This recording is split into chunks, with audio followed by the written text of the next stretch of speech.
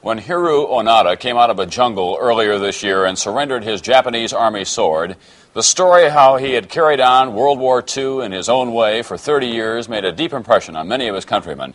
However, as we learn in this report from Don Oliver, Onoda's folk hero status has proved troublesome to him and to the Japanese government.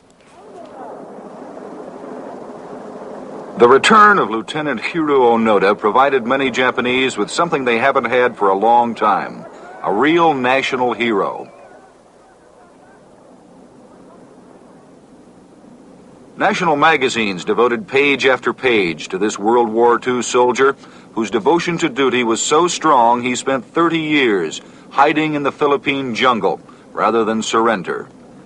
Nothing much surprised Onoda when he came back to Japan. He knew about modern things, television, jet planes, and the like. He said the only thing he didn't like about the new Japanese society was the aggressiveness of cameramen and reporters following everywhere he went. And the crowds were always there too, straining to see him, to touch him, to marvel at him as though he were some kind of Superman.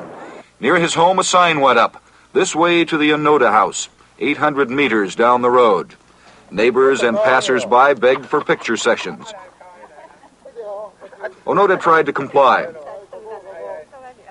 He went through all the social amenities.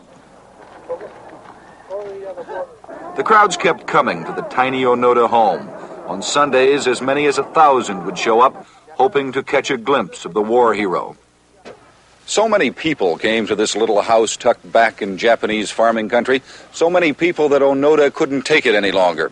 He moved out and went into hiding, and no one will say just exactly where he is now. But wherever he is writing a book on his experiences in the Philippines, a book for which he will be paid at least $125,000. Now Onoda makes only rare appearances. This memorial service for Japanese killed in World War II brought him out of hiding. Hundreds came here just because they knew he would be here. Some Japanese are uneasy about this excessive adulation of Onoda. They're worried it might bring about a revival of militaristic spirit among the people, the kind of spirit that prevailed before World War II.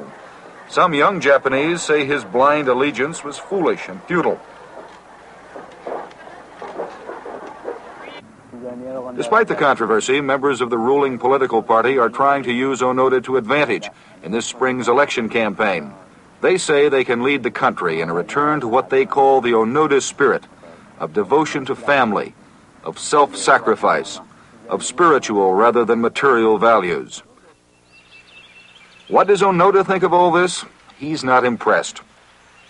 Money, fame, these, he says, mean nothing to him. All he wants is to be left alone. Don Oliver, NBC News, Kainan City, Japan.